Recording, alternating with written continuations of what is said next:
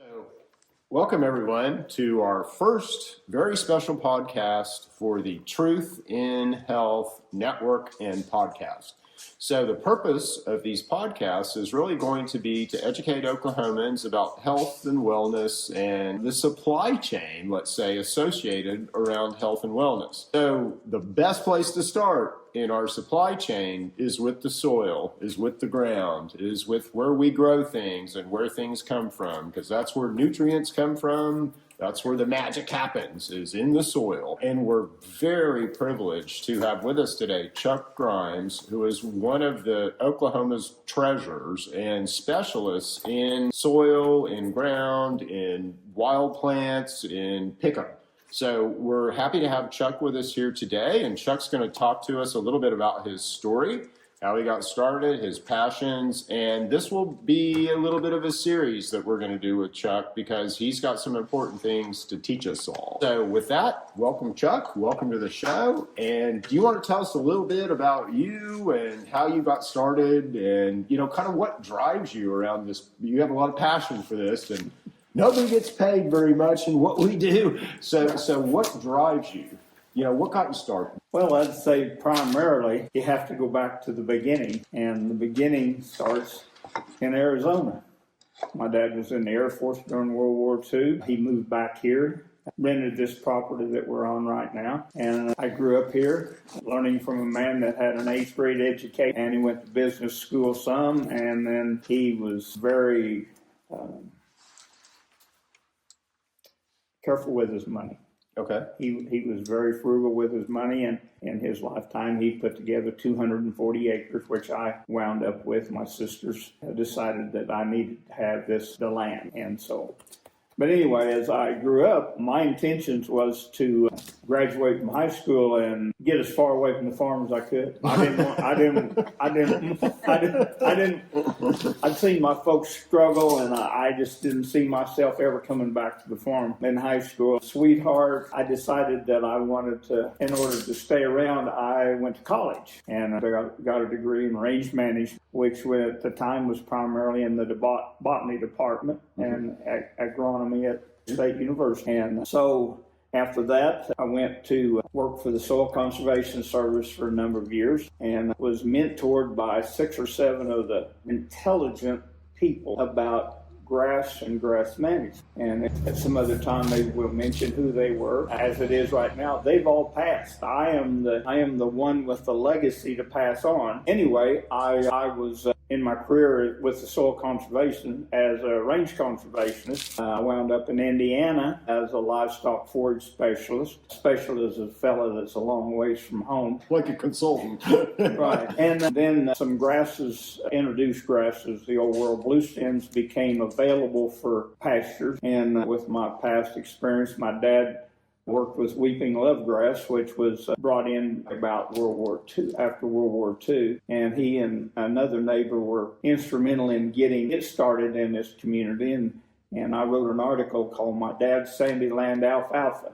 And it worked in these low fertilities, high farmed areas, and it is a very good grass. I have about 240 acres of it, and all my neighbors, they wound up eating it, overgrazing it, and planting rye, and it's gone. I mean, it's, but anyway. But real quick, the importance of that grass is that's what the livestock eat. Right. Right. And that literally imbues right into their meat. So, if that grass is, not nutritionally sufficient, again, that's going to impact the quality of our meat supply. Right. Yeah. So. And the weeping lovegrass, one of the neat things about it in this sandy land area is very adaptive to the soil. The government has used Bermuda grass as an oversale deal, basically as erosion control, and actually has gain, as I understand it, for about 6 weeks out of the growing season, and the rest of the time it's maintenance. Whereas with weeping lovegrass or the old world blue stems, we can get pound and a half a day gain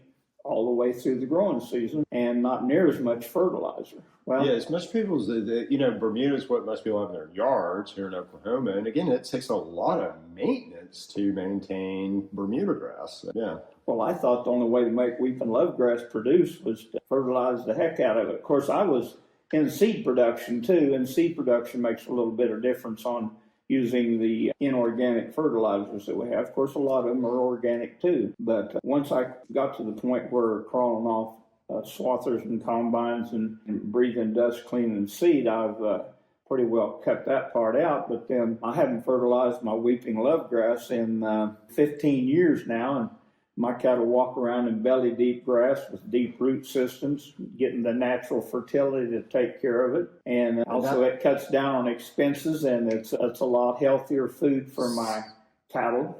So that's a good, that took work, right? You didn't just go plant grass and then all of a sudden, gee, you have this wonderful ecosystem, right? And that's really your specialty, right? It's you understand how plants talk to each other and how they grow together and how they go together in order to build soil or build range material or all that. It's not as easy as scattering seed, right?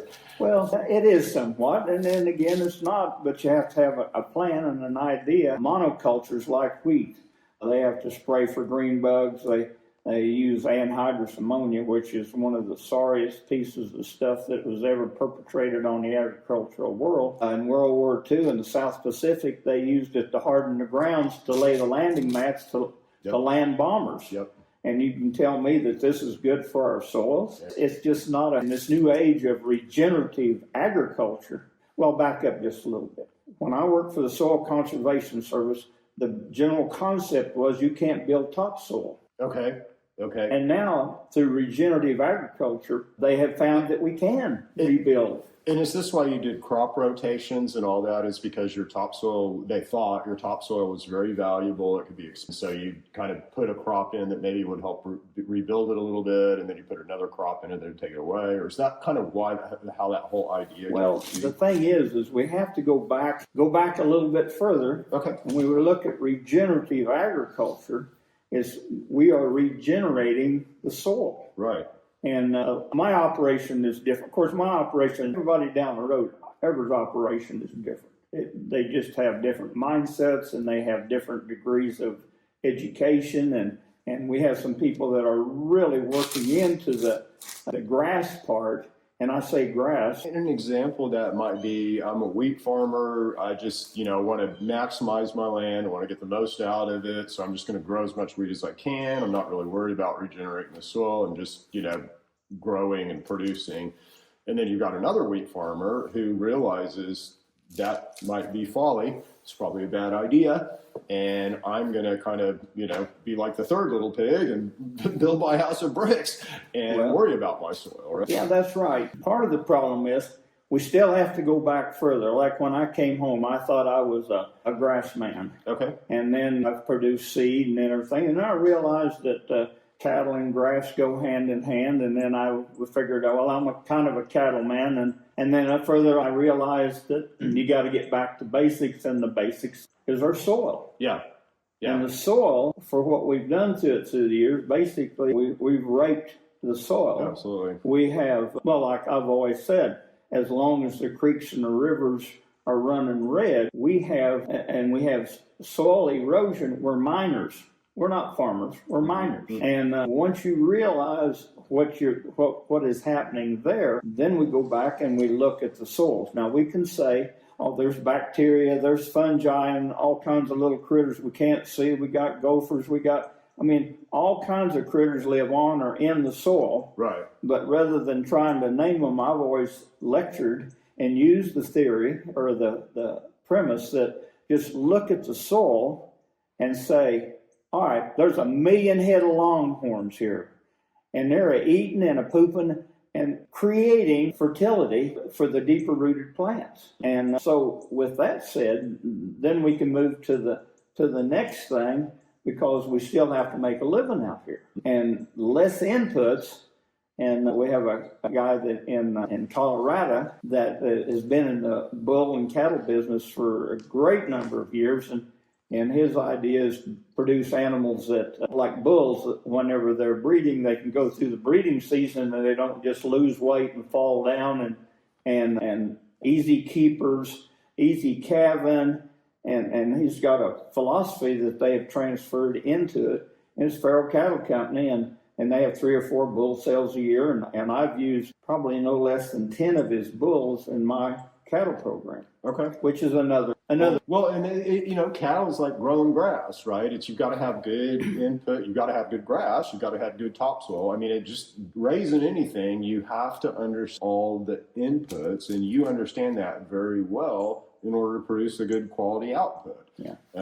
And like the forage production, even my weeping lovegrass, which started as a monoculture, I've introduced clovers, multiple native species planting mixtures that I've developed on native species into them. And so I'm getting more species into something more like what God designed to begin with through the true prairie or the shortgrass prairie, or it goes on and on and on. And that's kind of what you're going back to, right? Is that original kind of prairie ecosystem and what those grasses look like, how they would complement each other and, right. and protect each other, kind of, right? And is that what Grasslander really is? Yeah, this is where Grasslander came into it. When I quit working for the Soil Conservation Service, I'm all hot to try to get home. Yeah. And I've got the seed mixtures this seed that I have available that I can purchase, which is very high dollar. And we had 2 drouthy type systems, and I had some old Nesbitt grass seeders, and I planted this grass, which is a monoculture to start with. And monoculture, what does that mean? That means a one plant, like you're planting wheat or rye, or that's a monoculture. Okay. But anyway, I planted 2 years in a row stand failures. Okay. And my dad and I were sitting in the shop up there, and he said, well, where we back the truck out with the seed wheat and put it in the drill, and then where we pull out, where that's firmed into the ground, that's where the wheat comes up first.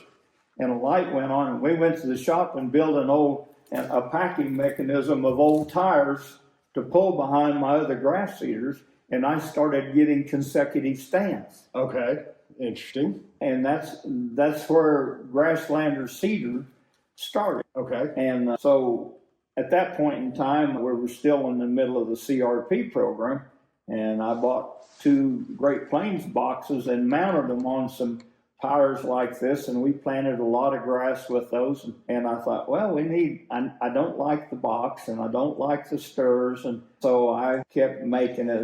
And this is what has come up. We have a lid that is big, and you can back the pickup up to here and step from here. It's ergonomically designed to hold. These bags weigh 50 pounds, and they're this wide and this tall. Oh, gosh.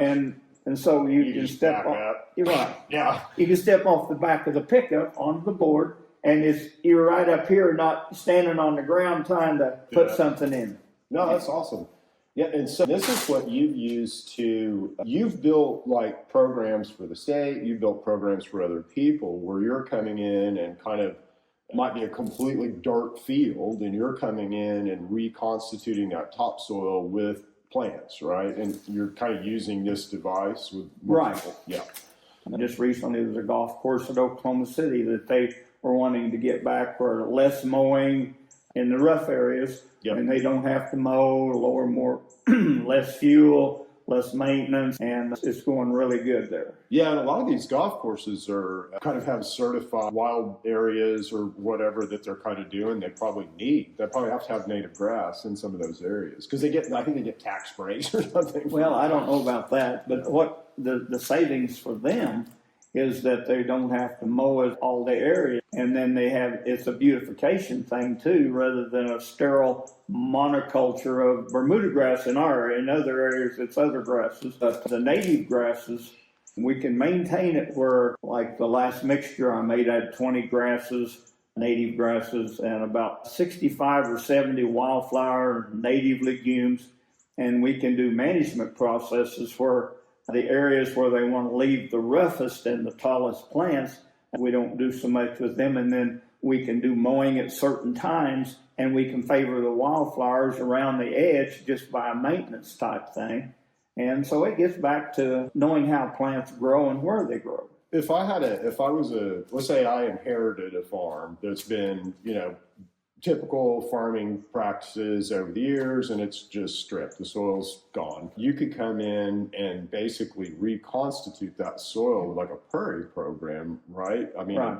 rebuild back up that topsoil where it's farmable again. Is that pretty much? Well, And you might not want to farm. well, you asked me a question a while ago. We can back up. Okay. The two wheat farmers. Yeah. The one that recognizes how Grandpa did it and Dad did it, and I'm just going to do it the same way. And you can drive down 132 highway here, and you can see all the exposed soil. Going back to those longhorns in the soil, the critters in the soil, they want to leave it bare all summer, and there's no food there for the microorganisms to eat. True. Which is your natural fertility. It's just so much easier to drop this anhydrous in there.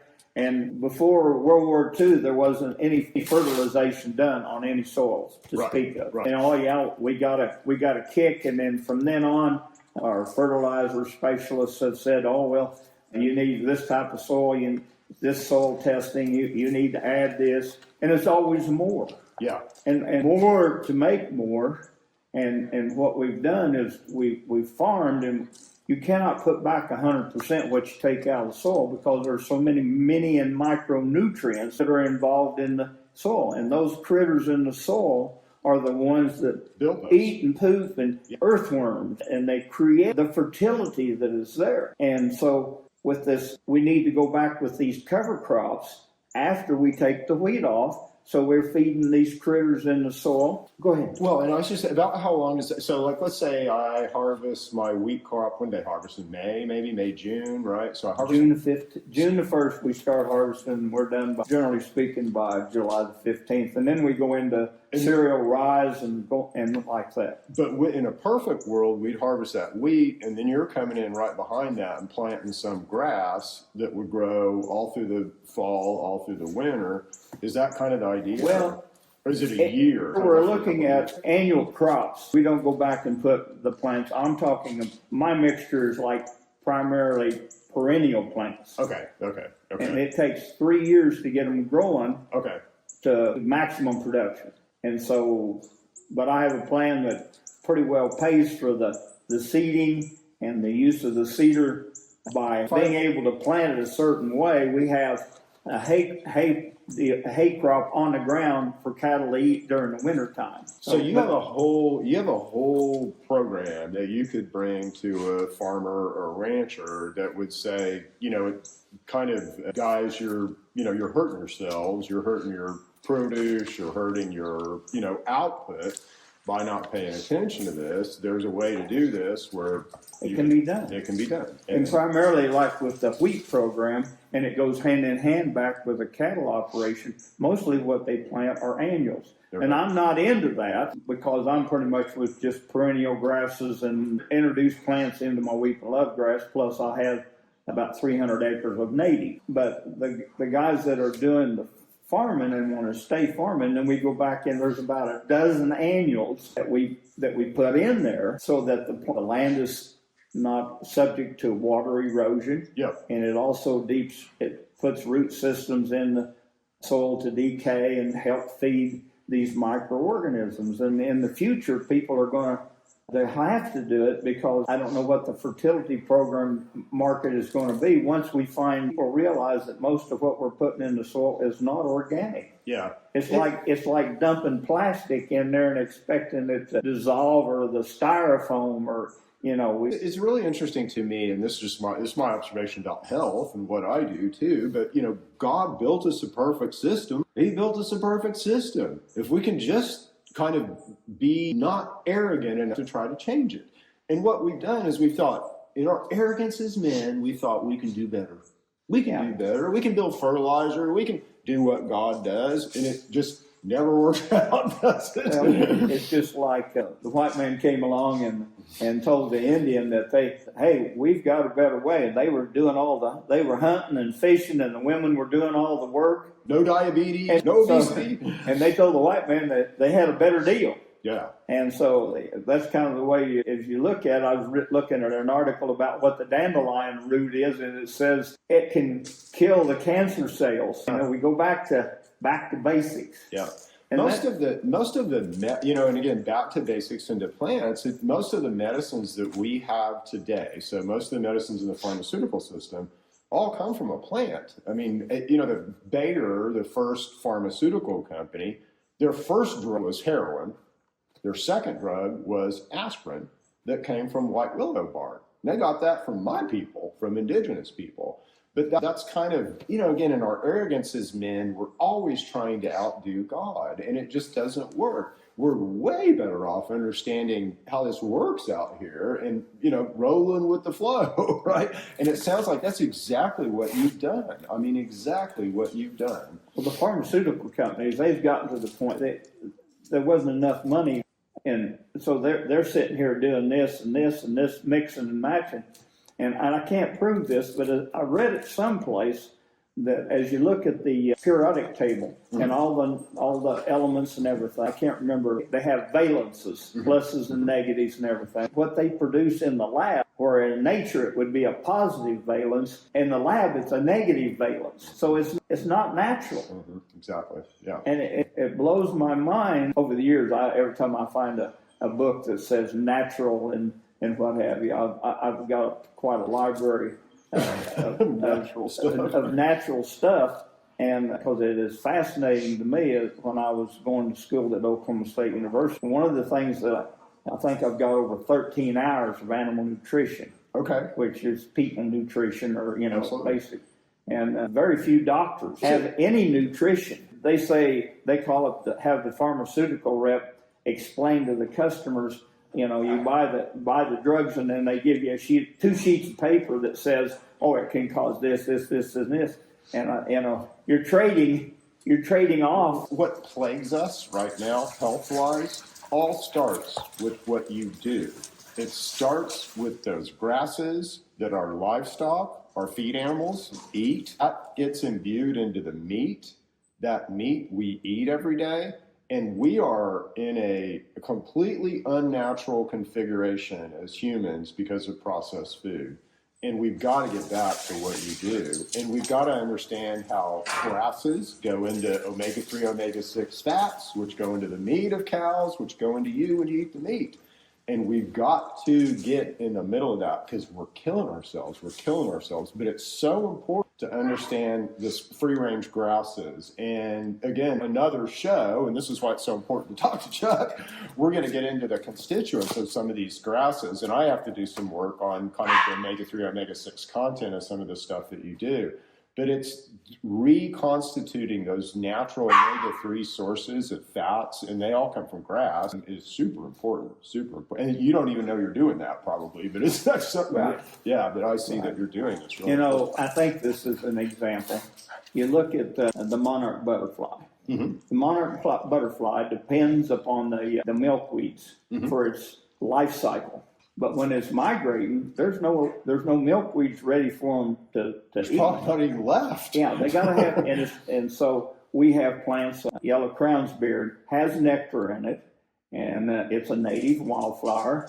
And as they're migrating, they stop and they have lunch, and then they hang on the trees, which is you have a 7-Eleven and you got a motel here, and then the next morning they're gone, and then the next batch comes in. Well, in the native prairie, 500 to 1,000 different species, and we don't have access to seed to all of them, but I try to approximate what I can. But each one of these native plants, there is an insect that depends on that plant for its life cycle. And then if you don't have these plants, if you look at turkey and quail, they depend upon a certain period of their life for insects for them to live. Would you say that's what, so I grew up in Oklahoma, 6th generation Oklahoma, and I used to come out here and quail hunt all over this place, all over western Oklahoma. Can't find the covey quail anymore. Is that, or barely, is that because of the grass? Is that because of what we've done to the grass? Is that because of not understanding the ecosystem? And people don't understand that I have over 300 acres on the Cimarron River. I've always had birds. I have what's good for you have 300 acres on the river? Yeah, I have cattle, or I have what is growing there naturally is good for cattle, it's good for wildlife. These mixtures that I designed, they're not just good for cattle, they're naturally good For the ecosystem. Yeah. And that includes quail. Yeah. You can drive around here at certain times on this section right here, and there's 5 coveys. They're out there on the road. Really? Yeah, they're out there on the road getting grit for their crop. Yeah. That's the reason they're out there. Yeah, But it allows us to, and I have 80 acres down here. And those quail then, do they help the soil? They poop in the soil. And they are adding to that ecosystem, right? Yeah. So, Well, it's a big circle. We have the redwoods. Yeah, we have the hawks and the owls, and they love quail as a dinner order, Yep. And the south place that I have has got quite an assortment of grasses now because I've got natives in it. I have the weeping lovegrass and what have you. But when I was planting it, I gathered wild plums, sand plum seeds, and I put that in the mixture. And I have a little motte over here and over here. And, Is that what they live in? And it's protection from the air. Yeah. And the Grand National Quail Hunt, which is based in Enid. We have one of the hunting groups is my son-in-law Perry Klein over here at his home. He hosts the hunters, and then we take them out. But I tell them when I take them down, I said, now watch those little areas because those plum thickets, when they get up and fly, that's where they go hide. Yeah. And they get a big kick out of that. I've hunted enough to know right where they go. But designing these mixtures, if a person has any inclination towards hunting, we can add more of the woody species, and some of them are native legumes.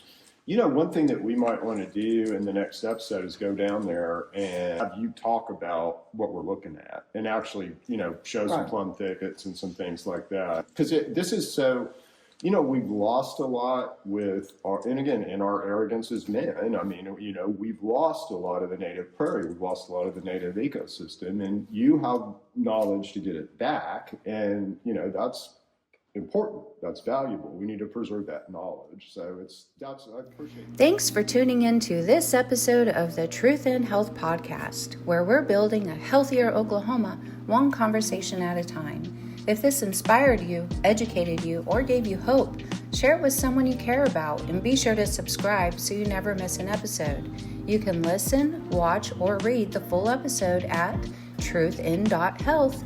And if you're ready to connect with local experts, join the Wellness Alliance Truthin.health Association and help bring truth back to health in your community. Until next time, stay well, stay aware, and take care of the soil, the air, and yourself.